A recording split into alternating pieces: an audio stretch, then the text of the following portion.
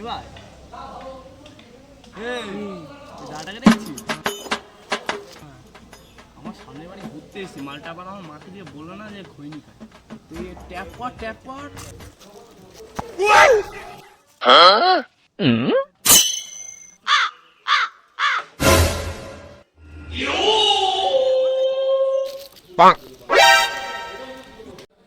আরে তোরা কি বানাচ্ছিস ভাই?